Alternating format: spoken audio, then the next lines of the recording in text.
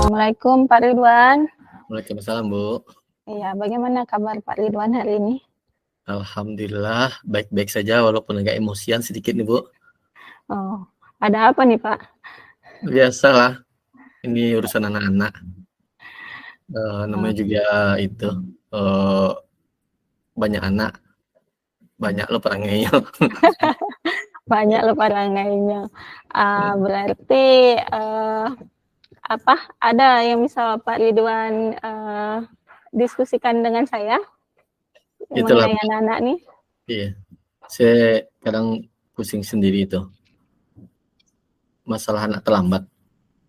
Mau dikerasin entah gimana, mau diatur gimana gitu kan. Oh, anak-anak yang terlambat ini berarti Pak ya? Iya, Bu.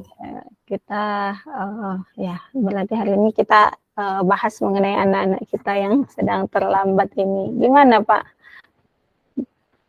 Berapa Jadi banyak yang terlambat? saya lihat dalam minggu ini aja kemarin-kemarin cuma 7, terus naik lagi. Tadi udah 30 lebih yang terlambat. Oh, Itu astagfirullah, kan 30 lebih ya. udah nggak sehat lagi tuh. Udah merusak. Istilahnya nggak kondusif lagi pembelajaran di sekolah jadinya. Udah lebih dari 30 tadi yang terlambat. Oh, kalau Bapak tahu Pak apa alasan anak-anak ini terlambat gitu? Jadi dari yang saya tanya ke anak-anak, Bu, macam-macam lah alasan mereka. Ada yang terlambat bangun. Nah, terlambat bangun ini kan masalah juga nih. Ada yang ban motornya bocor, ada yang kena macet, ada yang bantu orang tua dulu, ada yang tadi ada juga yang kecelakaan. Kalau kecelakaan bisa kita terima lah kalau gitu kan, itu kan namanya juga musibah, Bu. Nah, itu masalah anak terlambat ini banyaknya. Oh, tapi di hari ini sampai 30 ya Pak ya? Iya, Bu. Iya. Kalau menurut Bapak bagaimana anak-anak yang terlambat ini kan anak-anak alasannya gitu. Iya, iya. Nah, alasannya itu 30 orang ada yang terlambat bangun, ada yang ada yang tadi bantu orang tua dulu, ada yang bannya bocor, ada yang kecelakaan gitu. Iya. Nah, Iya. Jadi kalau yang saya coba gali tadi sama anak-anak tadi kan, kenapa terlambat bangun misalnya. Ternyata alasan mereka tidurnya kemalaman. Kenapa tidur kemalaman?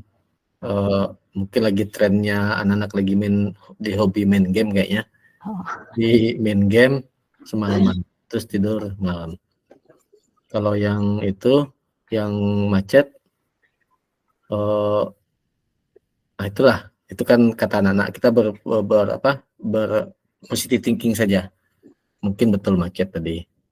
Atau yang kendaraannya bocor ban, itu kasusnya.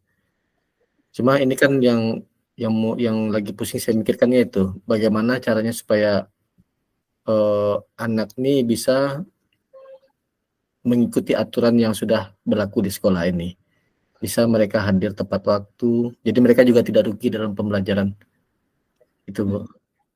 iya, tadi kan di awal Bapak bilang Bapak ini lagi emosi gitu ya, pusing rasanya. Iya, iya. Jadi tujuan kita kali ini, ukuran keberhasilan pembicaraan kita kali ini tuh apa nih Pak? Kita dapat solusi untuk anak-anak ini atau kita dapat solusi bagaimana caranya supaya Bapak tidak emosi lagi mungkin gitu atau gimana? Ya kalau saya tentu berharap anak-anak ini tidak terlambat lagi, Bu. Jadi gimana mereka bisa teguh memegang aturan, tepat waktu masuk kelas supaya mereka tidak dirugikan sendiri gitu.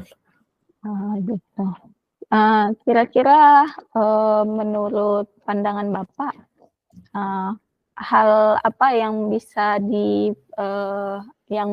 membuat anak-anak kita ini bisa taat sama aturan, Pak, terutama masalah disiplin waktu ini?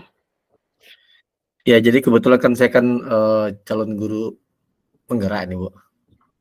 Jadi Mantap tuh, Pak.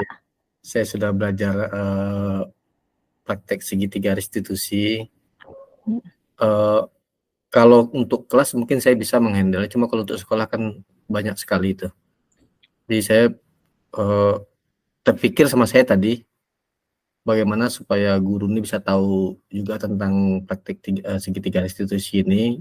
Mungkin saya harus ajarkan dulu kayaknya. Berbagi praktek baik lah kita kan. Berbagi budaya positif. Bisa diajarkan ke teman-teman guru. Jadi ketika anak ini bermasalah terlambat, jadi bisa saya langsung serahkan saja di kelas langsung ke guru bidang studi yang bersangkutan. Itu rencana saya, Bu.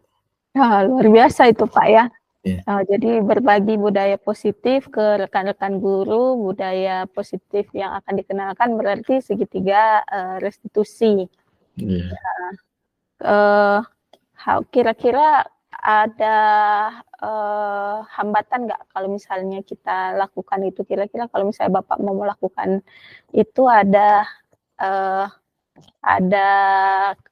apa kira-kira hambatannya gitu, supaya kalau kita lakukan gitu kita bisa persiapkan dengan baik? Ada, Bu. Jadi terbayang juga sama saya tuh kalau ini dikasih di istilah kita berbagi dengan rekan sejawat kita. Apalagi ini kan kesannya kan hal baru ini, segitiga restitusi ini. Pasti banyak hambatannya. Apalagi budaya di SMA 3 ini kan cukup siswa kita kan memang nggak keras-keras tuh, Bu. Setelah itu tidak bisa kita lakukan di segitiga restitusi. Memang sangat butuh kesabaran kita istilahnya untuk menjelaskan ke guru agar guru mau mencoba mempraktekkan ini di kelas. Otomatis kalau ini memang bisa dilakukan guru, saya sebagai kesiswaan itu aman. Anak nanti akan punya kesadaran sendiri. Nanti guru di kelas bisa bertanya kenapa mereka harus terlambat, apa yang jadi masalah, itu nanti selesai di kelas saja. Kalau sudah selesai di semua kelas, kalau menurut pendapat saya tentu akan berdampak pada taatnya anak-anak pada aturan sekolah gitu. Cuma hambatannya itu, apakah ini bisa diterima oleh guru nanti kan itu. Melihat kultur anak-anak kita seperti ini di SMA 3 Perpanjang ini. Gitu. Jadi menurut Bapak mungkin hambatannya itu adalah bagaimana apakah ini bisa diterima oleh guru. Nah, supaya bisa diterima oleh guru itu kira-kira caranya bagaimana tuh, Pak, yang terpikir sama Bapak? Saya rasa kalau pembelajaran kayaknya butuh contoh, Bu, ya. Jadi sepertinya saya harus mencoba mencontohkan dulu. Biarlah mungkin tanggapan kurang baik, saya coba terus gitu kan. Jadi saya coba contohkan dulu ke guru-guru, dan saya kalau seandainya mereka tidak yakin dengan cara itu, tentu saya bagaimana caranya supaya harus bisa saya yakinkan. Namanya juga mencoba. Tuh. Iya. Kita harus semangat ya, Pak, ya. Iya, Bu. Harus semangat, kita bisa gitu kan, percaya diri gitu dengan apa yang akan kita lakukan supaya orang lain juga percaya dengan yang sudah kita lakukan gitu. Nah, kira-kira apa langkah pertama tadi Bapak bilang kan Bapak mau kasih contoh gitu kepada guru-guru. Nah, kalau kita ini kan bagaimana cara Bapak ngasih contohnya tuh supaya bisa terlihat sama guru-guru yang lain gitu? Ya, artinya kan pertama tentu saya coba berbagilah dulu ke rekan-rekan sejawat bagaimana caranya.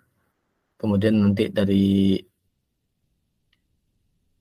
kejadian-kejadian yang akan terjadi nantinya, saya coba melakukan hal ini di depan teman-teman guru semuanya.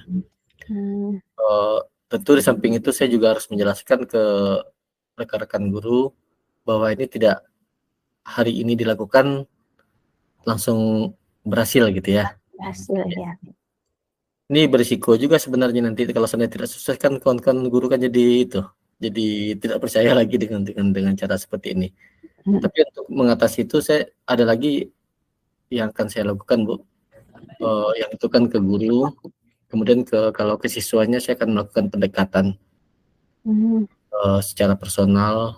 Tentu kenapa mereka bisa terlambat, apakah ada masalah, tentu itu saya insya Allah saya yakin anak-anak kalau didekati kadang-kadang dia segan sendiri nantinya. Kemudian kolaborasi juga dengan guru-guru tadi yang saya bilang tadi, guru-guru di kelas, guru BK, bagaimana caranya supaya anak-anak ini bisa malu untuk terlambat nantinya kalau seandainya keterlambatan ini disengaja gitu. Nah, ya. Jadi sepertinya udah ada rencananya nih ya Pak ya. Ini baru kepikiran baru Bu. Iya, berarti kan berarti ada manfaat pembicaraan kita nih Pak ya. Jadi Bapak mau memberikan contoh dulu, pertama dijelaskan dulu kepada guru-gurunya, lalu diberikan contoh, dekati anak-anak. Nah, kira-kira hal-hal ini itu bisa dilakukan berapa lama tuh Pak? Insya Allah akan saya mulai besok Bu, saya mulai langsung. Jadi mulai besok saya mulai,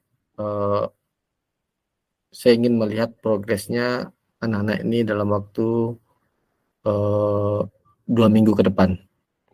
Dalam waktu 2 minggu ke depan ya Pak ya.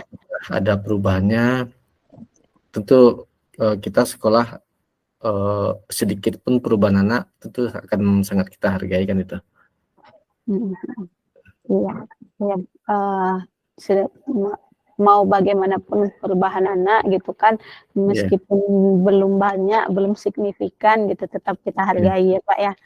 Nah, kalau dalam hal ini kira-kira ada nggak yang bisa membantu Bapak nih dalam hal sebelum mulai besok atau dalam 2 minggu ini yang bisa membantu Bapak kira-kira? Ya, saya tentu berharap pertama support dari Ibu sebagai pimpinan sekolah. Kemudian saya juga sangat berharap dengan guru BK, bantuan guru BK, artinya mereka berusaha menggali, memotivasi supaya anak-anak ini bisa malu untuk datang terlambat. Kemudian juga saya juga berharap juga kepada rekan-rekan guru semuanya supaya bisa mendukung apa yang menjadi program saya sebagai kesiswaan. Tentu juga saya juga berharap kepada seluruh siswa. Siswa ini karena saya berkeyakinan kalau yang rusak itu sedikit, yang baiknya itu banyak, insya Allah sedikit itu akan ikut ya. Tentu saya berharap nanti yang bagus-bagus ini yang tidak terlambat bisa menjadi contoh juga bagi teman-teman yang lain, menjadi motivasi bagi teman-teman yang lain. Itu Bu. Iya, insya Allah ya Pak, kita saling bekerja sama supaya budaya yang positif ini bisa terlaksana di sekolah kita, tidak hanya pada beberapa siswa saja, tapi seluruh siswa memang benar-benar jadi budaya gitu untuk bisa disiplin, terutama disiplin waktu ini. Gitu. Nah, berarti dalam 2 minggu ini mungkin bisa kita lihat progresnya ya Pak ya? Mudah-mudahan Bu. Mudah-mudahan. Kalau kita bekerja sama semua, insya Allah saya rasa bisa. Iya, kita akan optimis ya Pak untuk bisa bekerja sama, nanti kita bicarakan juga dengan guru BK nanti ya Pak. Iya Pak. Iya, itu saja mungkin untuk hari ini. Gimana Pak? nanti 2 minggu lagi baru kita lihat progresnya. Ya, terima kasih Bu. Jadi dari pembicaraan dengan Ibu tadi saya jadi terbuka, itu saya jadinya terbuka, bahasa Minang kan pengana saya gitu. Iya. Ide-ide baru buat saya untuk melakukan kira-kira yang terbaik untuk sekolah ini dalam mengatasi masalah yang saya hadapi ini. Iya, saya juga belajar juga dari Pak Ridwan gitu. Nanti saya minta juga tipsnya gitu, segitiga restitusinya dan bagaimana share-nya dengan guru-guru gitu. Jadi kan saya guru juga Pak, banyak belajar juga dari Bapak. Nah, untuk yang hari ini mungkin di sini saja ya Pak ya. Nanti kita bahas lagi 2 minggu lagi. Terima kasih banyak Pak Ridwan. Ya Bu, sama-sama Bu. Terima kasih Bu. Assalamualaikum warahmatullahi wabarakatuh. Waalaikumsalam warahmatullahi wabarakatuh.